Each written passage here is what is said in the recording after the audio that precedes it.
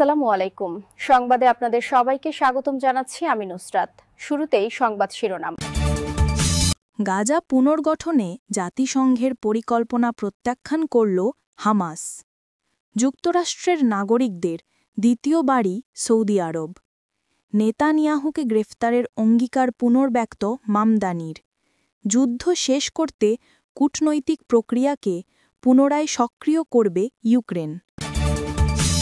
দর্শক, এতক্ষণ শুনছিলেন সংবাদ শিরোনাম। এখন বিস্তারিত।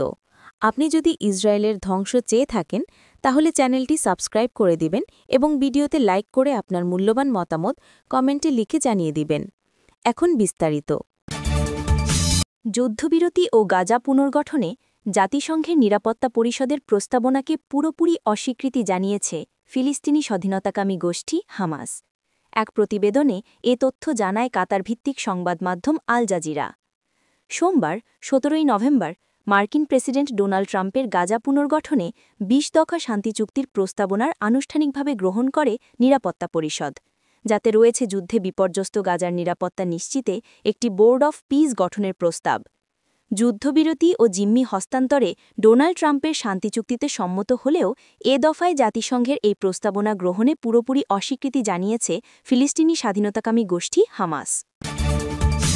যুক্তরাষ্ট্রের নাগরিকদের কাছে সৌদি আরব শুধু কর্মস্থল কিংবা ভ্রমণ গন্তব্য নয়, বরং দেশটিকে দ্বিতীয় বাড়ির চোখে দেখেন তারা। দেশটির আধুনিক অবকাঠামো, নিরাপত্তা, কর্মসংস্থানের সুযোগ এবং আতিথেয়তা সংস্কৃতি যুক্তরাষ্ট্রের নাগরিকদের মধ্যে এক ধরনের সতী তৈরি করেছে। আরব নিউজ। সৌদি আরবের অর্থনীতি বর্তমানে রূপান্তরের মধ্য দিয়ে যাচ্ছে।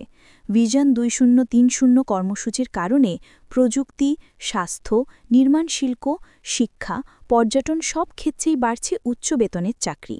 এসব সুযোগই আমেরিকান পেশাজীবীদের বেশি আকৃষ্ট করছে। রিয়াদ ও জেদ্দা শহরে বসবাসকারী অনেক আমেরিকান মনে করেন স্থানীয় সংস্কৃতি ও আতিথি পরায়ণতা তাদের দ্রুত এই সমাজের সঙ্গে মিশে যেতে সাহায্য করছে। কাজ, শিক্ষা ও ব্যবসার ক্ষেত্রেও তারা পাচ্ছেন বিস্তৃত সুযোগ, যা দীর্ঘমেয়াদে সৌদি আরবকে তাদের কাছে একটি স্থায়ী ও আকর্ষণীয় গন্তব্যে পরিণত করছে। রেড সি গ্লোবালের সিইও জন প্যাগানো সম্প্রতি সৌদি নাগরিকত্ব পেয়েছেন, যা দেশের প্রতি তার দীর্ঘমেয়াদী প্রতিশ্রুতির একটি মাইলফলক।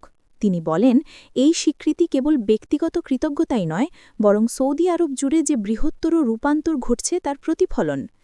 সাম্প্রতিক বছরগুলোতে সৌদি আরবে বিনোদন খাতের উন্নয়ন, নারীদের অংশগ্রহণ বৃদ্ধি, সামাজিক উন্মুক্ততা আমেরিকানদের চোখে দেশটিকে আরও আধুনিক ও গ্রহণযোগ্য করে তুলেছে। সৌদি আরব ও যুক্তরাষ্ট্র দীর্ঘদিনের মিত্র। জ্বালানি, নিরাপত্তা ও বাণিজ্যিক সম্পর্কের কারণে দুই দেশের সহযোগিতা আরও গভীর হয়েছে। এই সম্পর্কের প্রভাব পড়েছে নাগরিকদের চলাচল ও বসবাসের ওপরও। বিশ্লেষকদের মতে, দুই দেশের অর্থনৈতিক ও কূটনৈতিক সম্পর্ক জোরদার হওয়ায় আমেরিকান নাগরিকদের উপস্থিতিও উল্লেখযোগ্য হারে বেড়েছে।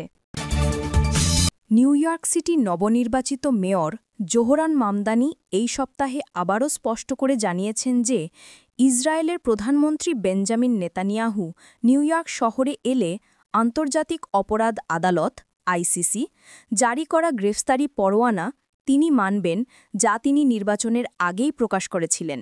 স্থানীয় প্রতিবেদনে বলা হয়েছে, ঠিক এই সময়ে বিদায়ী মেয়র এরিক অ্যাডামস নেতানিয়াহুর সঙ্গে সাক্ষাতের সময় তাকে মামদানের অভিষেক অনুষ্ঠানে যোগ দেওয়ার জন্য উৎসাহিত করেন।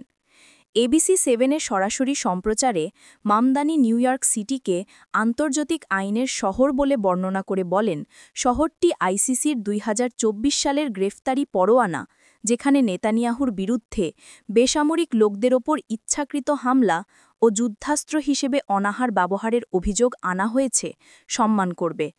তিনি বলেন, আমি বারবার বলেছি, এটি আন্তর্জাতিক আইনের শহর, আর আন্তর্জাতিক আইন বলতে আন্তর্জাতিক আইন রক্ষা করা বোঝায়। এর মানে আন্তর্জাতিক অপরাধ আদালতের জারি করা গ্রেফতারি পরোয়ানা রক্ষা করা, তা সে বেঞ্জামিন নেতানিয়াহু হোক বা ভ্লাদিমির পুতিন। তিনি আরও বলেন, আমরা বৈশ্বিক শহর হলেও নিউ ইয়র্কবাসী যা চায় তা হল আমাদের মূল্যবোধের ক্ষেত্রে ধারাবাহিকতা ও তার বাস্তবায়ন। তাই আন্তর্জাতিক অপরাধ আদালতের এই গ্রেফতারি পরোয়ানাগুলো সম্পূর্ণভাবে পরীক্ষা করা, এটি বাস্তবে রূপ দেওয়ার জন্য সব আইনি সম্ভাবনা খুঁজে দেখা জরুরি।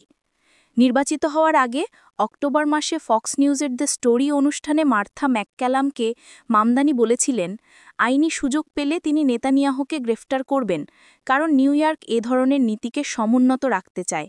মামদানি আরও বলেন, তিনি এজন্য নতুন কোনো আইন তৈরি করবেন না এবং একই সঙ্গে সাবেক প্রেসিডেন্ট ডোনাল্ড ট্রাম্পের সমালোচনা করে বলেন, ডোনাল্ড ট্রাম্পের মতো আমি নিরক্ষর নই, আমি বিদ্যমান আইনের সীমার মধ্যেই থাকতে চাই।